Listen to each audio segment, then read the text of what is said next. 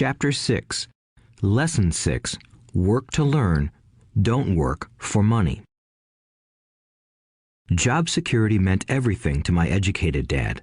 Learning meant everything to my rich dad. A few years ago, I granted an interview with a newspaper in Singapore. The young female reporter was on time, and the interview got underway immediately. We sat in the lobby of a luxurious hotel, sipping coffee and discussing the purpose of my visit to Singapore. I was to share the platform with Zig Ziglar. He was speaking on motivation, and I was speaking on the secrets of the rich. "Someday, I would like to be a best-selling author like you," she said. I had seen some of the articles she had written for the paper, and I was impressed. She had a tough, clear style of writing. Her articles held a reader's interest. "You have a great style," I said in reply. "What holds you back from achieving your dream?" "My work does not seem to go anywhere," she said quietly. "Everyone says that my novels are excellent, but nothing happens. So I keep my job with the paper. At least it pays the bills. Do you have any suggestions?" "Yes, I do," I said brightly. "A friend of mine here in Singapore runs a school that trains people to sell. He runs sales training courses for many of the top corporations here in Singapore, and I think attending one of his courses would greatly enhance your career." She stiffened. "Are you saying I should go to school to learn to sell?" I nodded. "You aren't serious, are you?" Again, I nodded. "What is wrong with that?" I was now backpedaling. She was offended by something, and now I was wishing I had not said anything. In my attempt to be helpful, I found myself defending my suggestion. "I have a master's degree in English literature. Why would I go to school to learn to be a salesperson? I am a professional.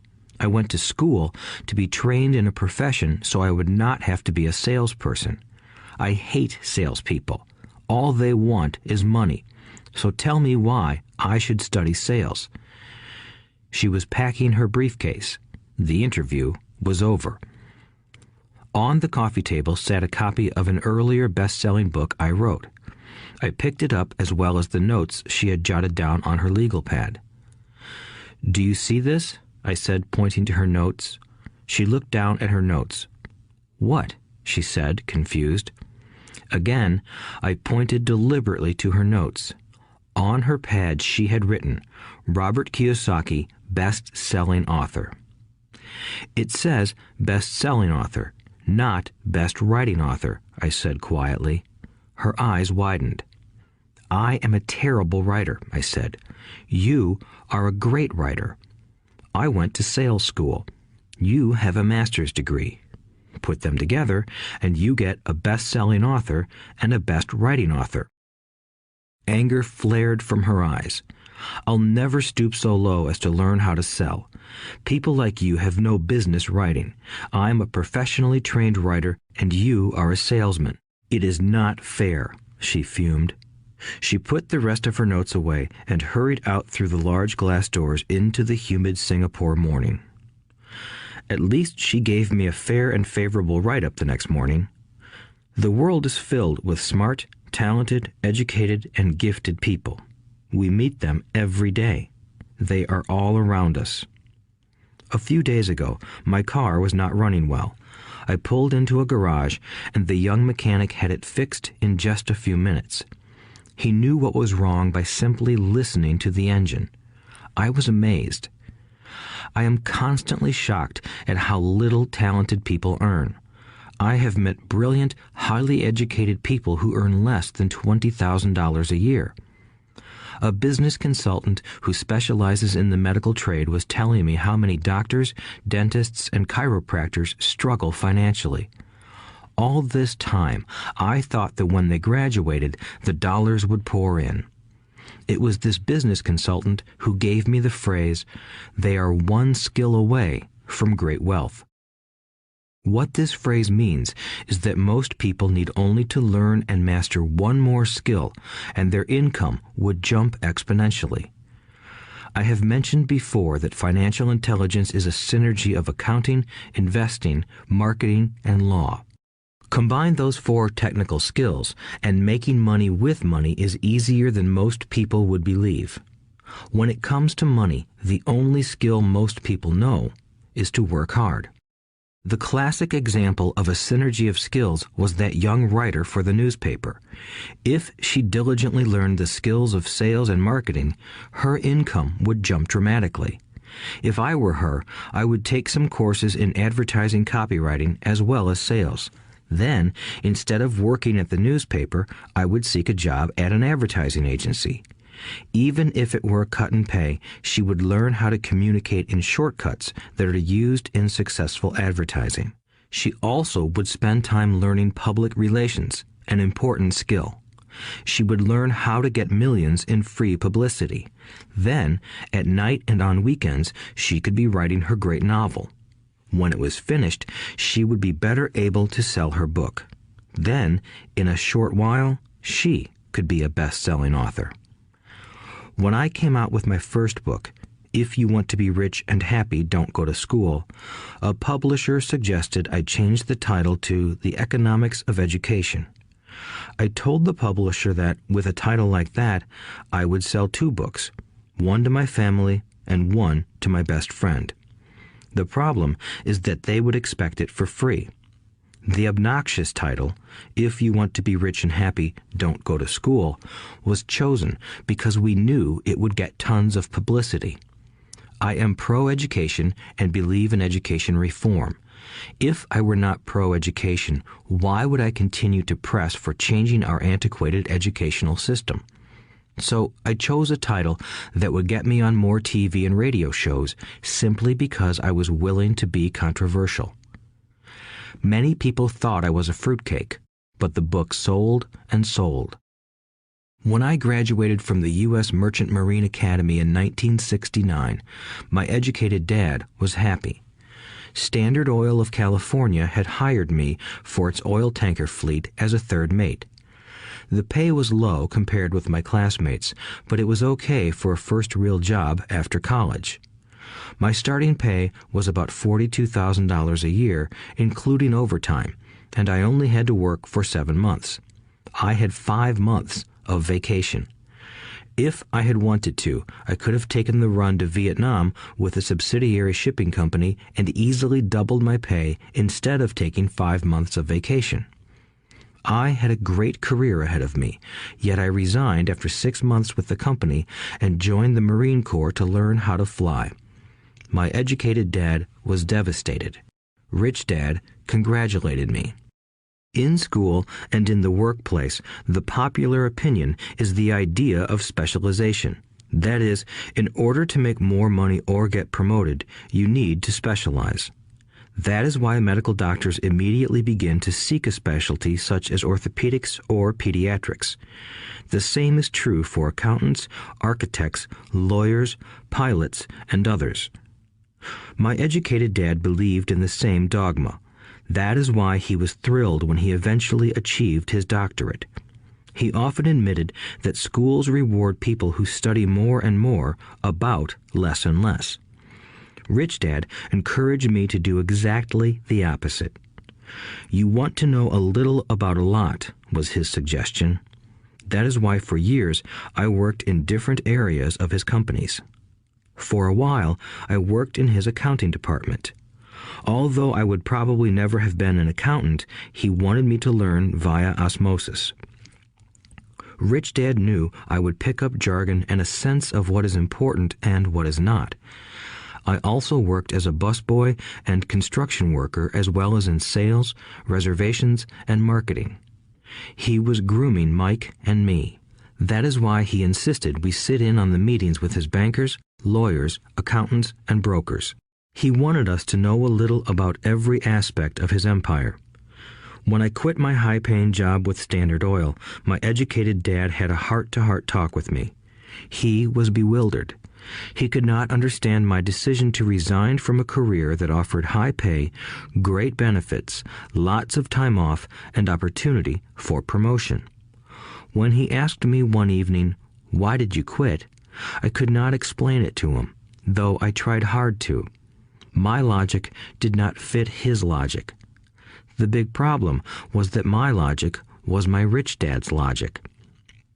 Job security meant everything to my educated dad. Learning meant everything to my rich dad. Educated dad thought I went to school to learn to be a ship's officer. Rich dad knew that I went to school to study international trade. So as a student, I made cargo runs, navigating large freighters, oil tankers, and passenger ships to the Far East and the South Pacific. Rich dad emphasized that I should stay in the Pacific instead of taking ships to Europe because he knew that the emerging nations were in Asia, not Europe. While most of my classmates, including Mike, were partying at their fraternity houses, I was studying trade, people, business styles, and cultures in Japan, Taiwan, Thailand, Singapore, Hong Kong, Vietnam, Korea, Tahiti, Samoa, and the Philippines.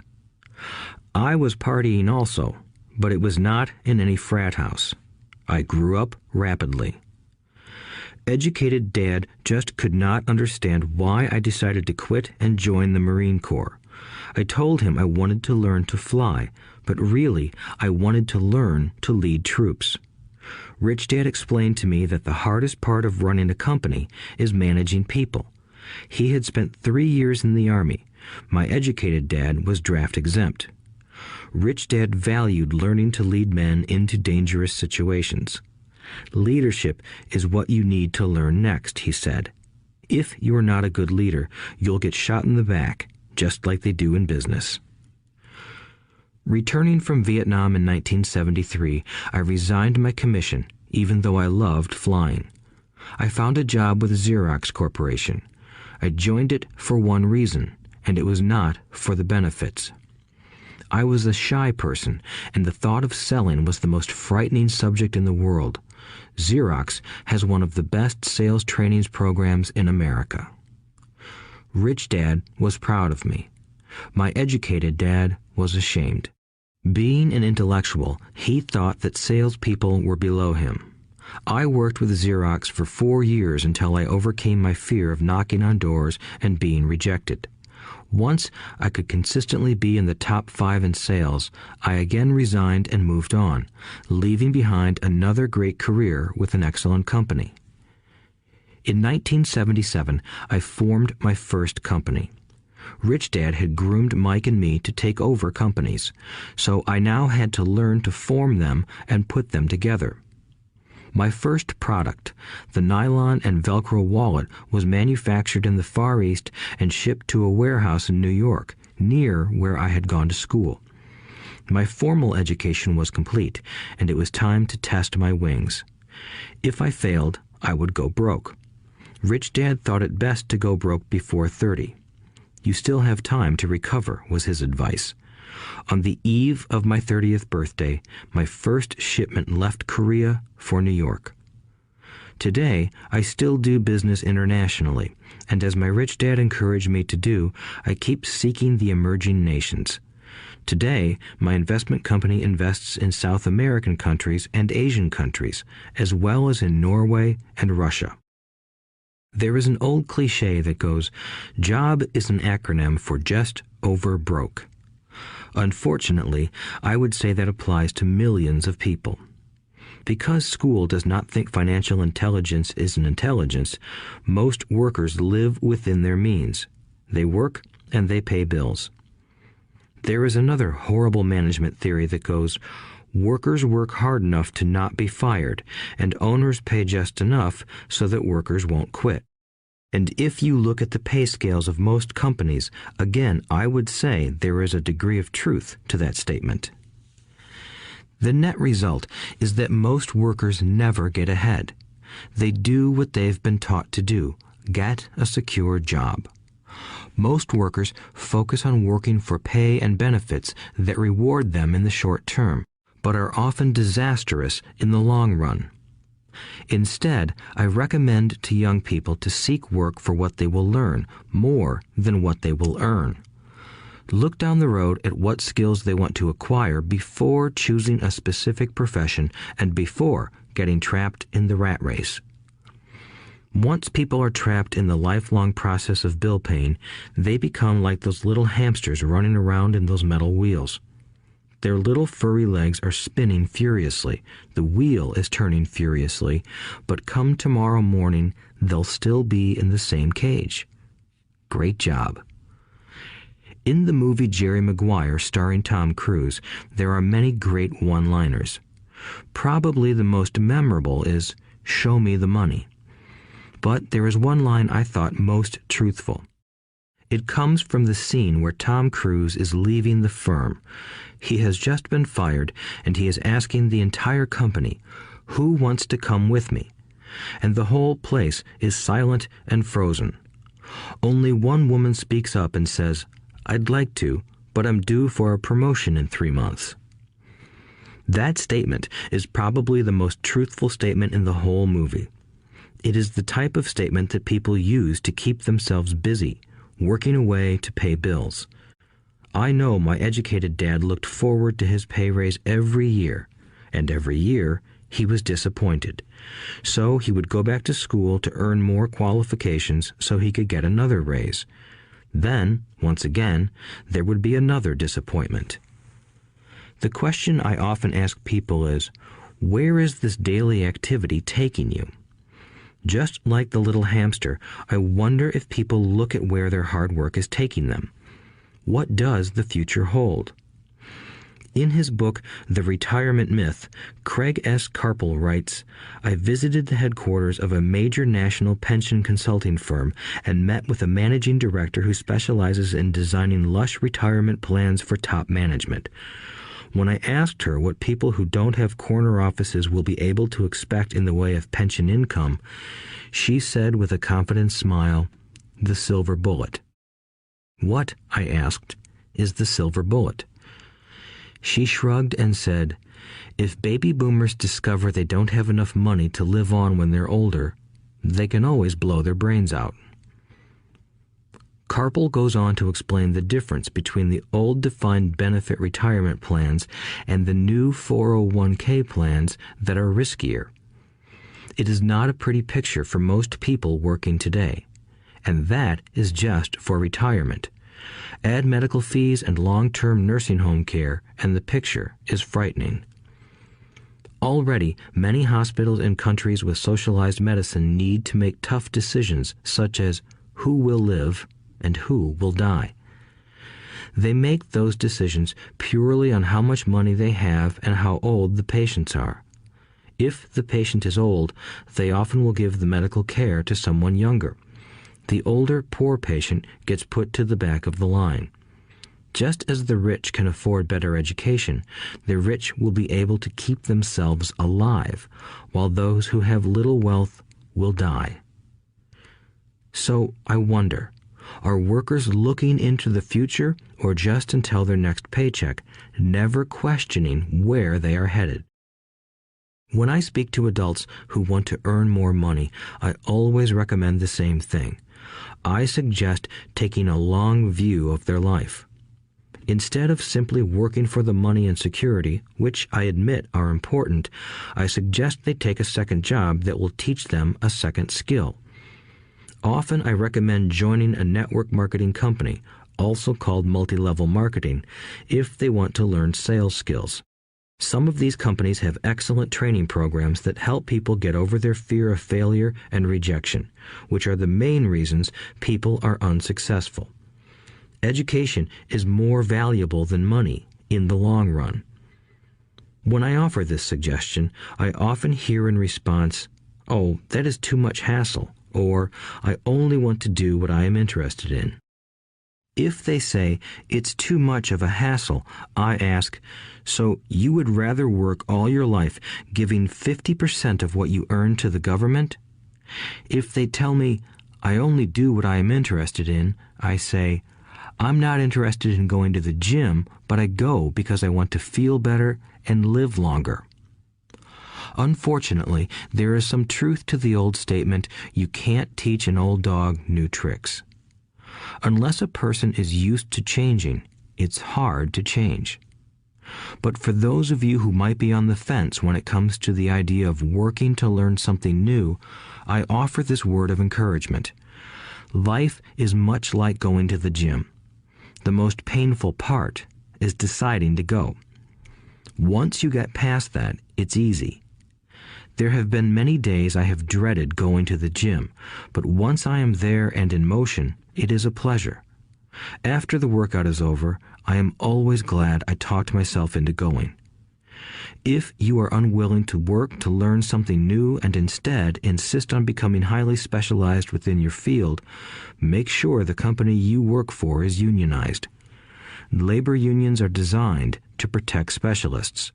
My educated dad, after falling from grace with the governor, became the head of the teachers' union in Hawaii. He told me that it was the hardest job he ever held. My rich dad, on the other hand, spent his life doing his best to keep his companies from becoming unionized. He was successful. Although the unions came close, Rich Dad was always able to fight them off. Personally, I take no sides because I can see the need for and the benefits of both sides. If you do as school recommends, become highly specialized, then seek union protection. For example, had I continued with my flying career, I would have sought a company that had a strong pilots union. Why? Because my life would be dedicated to learning a skill that was valuable in only one industry. If I were pushed out of that industry, my life's skills would not be as valuable to another industry. A displaced senior pilot with 100,000 hours of heavy airline transport time, earning $150,000 a year, would have a hard time finding an equivalent high-paying job teaching in school. Skills do not necessarily transfer from industry to industry. Skills the pilots are paid for in the airline industry are not as important in, say, the school system. The same is true even for doctors today. With all the changes in medicine, many medical specialists are needing to conform to medical organizations such as HMOs. School teachers definitely need to be union members. Today in America, the teachers' union is the largest and the richest labor union of all. The NEA, the National Education Association, has tremendous political clout. Teachers need the protection of their union because their skills are also of limited value to an industry outside of education.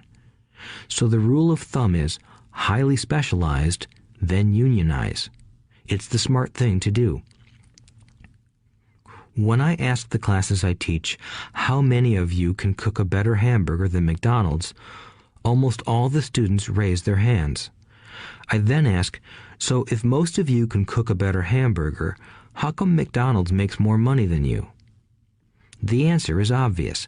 McDonald's is excellent at business systems.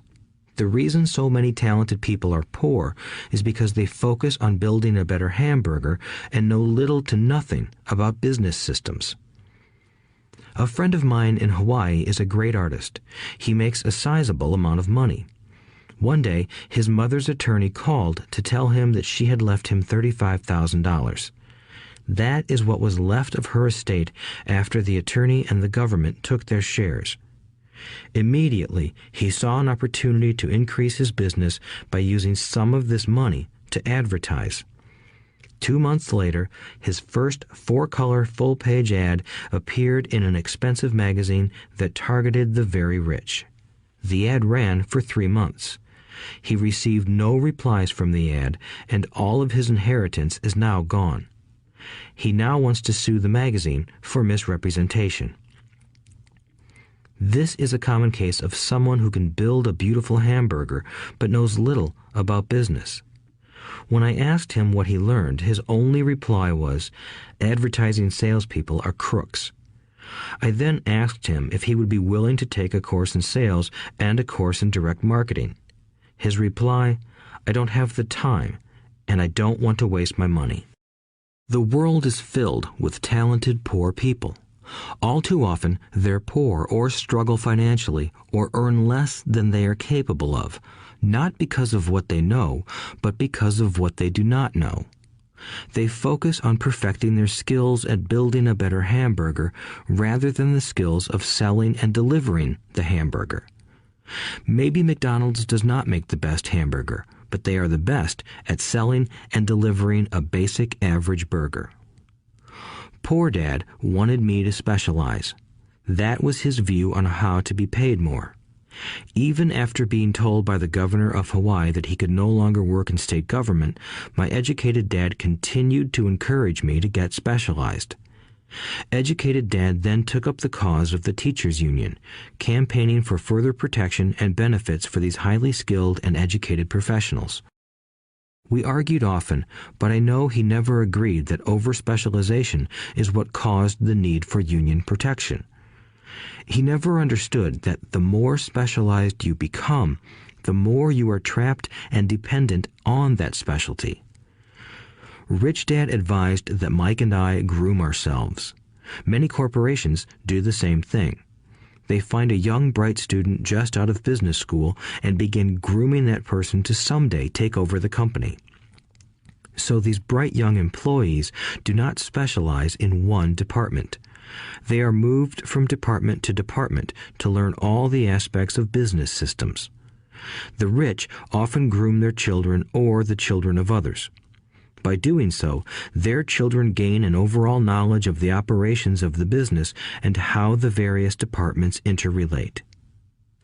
For the World War II generation, it was considered bad to skip from company to company. Today, it is considered smart. Since people will skip from company to company rather than seek greater specialization in skills, why not seek to learn more than to earn? In the short term, it may earn you less, but it will pay dividends in the long term. The main management skills needed for success are 1. Management of cash flow, 2. Management of systems, 3. Management of people. The most important specialized skills are sales and marketing. The ability to sell, to communicate to another human being, be it a customer, employee, boss, spouse, or child, is the base skill of personal success. Communication skills such as writing, speaking, and negotiating are crucial to a life of success. These are skills I work on constantly, attending courses or buying educational resources to expand my knowledge. As I have mentioned, my educated dad worked harder and harder the more competent he became. He also became more trapped the more specialized he got. Although his salary went up, his choices diminished. Soon after he was locked out of government work, he found out how vulnerable he really was professionally. It is like professional athletes who suddenly are injured or are too old to play. Their once high-paying position is gone, and they have limited skills to fall back on. I think that is why my educated dad sided so much with the unions after that. He realized how much a union would have benefited him. Rich Dad encouraged Mike and me to know a little about a lot. He encouraged us to work with people smarter than we were and to bring smart people together to work as a team. Today, it would be called a synergy of professional specialties. Today, I meet ex-school teachers earning hundreds of thousands of dollars a year. They earn that much because they have specialized skills in their field as well as other skills. They can teach as well as sell and market. I know of no other skills to be more important than selling and marketing. The skills of selling and marketing are difficult for most people, primarily due to their fear of rejection. The better you are at communicating, negotiating, and handling your fear of rejection, the easier life is. Just as I advised that newspaper writer who wanted to become a best-selling author, I advise anyone else today. Being technically specialized has its strengths as well as its weaknesses. I have friends who are geniuses, but they cannot communicate effectively with other human beings and, as a result, their earnings are pitiful. I advise them to just spend a year learning to sell. Even if they earn nothing, their communication skills will improve, and that is priceless. In addition to being good learners, sellers, and marketers, we need to be good teachers as well as good students. To be truly rich, we need to be able to give as well as to receive. In cases of financial or professional struggle, there is often a lack of giving and receiving. I know many people who are poor because they are neither good students nor good teachers. Both of my dads were generous men. Both made it a practice to give first. Teaching was one of their ways of giving. The more they gave, the more they received. One glaring difference was in the giving of money. My rich dad gave lots of money away. He gave to his church, to charities, and to his foundation. He knew that to receive money, you had to give money. Giving money is the secret to most great wealthy families. That is why there are organizations like the Rockefeller Foundation and the Ford Foundation. These are organizations designed to take their wealth and increase it, as well as give it away in perpetuity. My educated dad always said, "When I have some extra money, I'll give it." The problem was that there was never any extra. So he worked harder to draw more money in rather than focus on the most important law of money. Give and you shall receive. Instead, he believed in receive and then you give. In conclusion, I became both dads. One part of me is a hardcore capitalist who loves the game of money making money.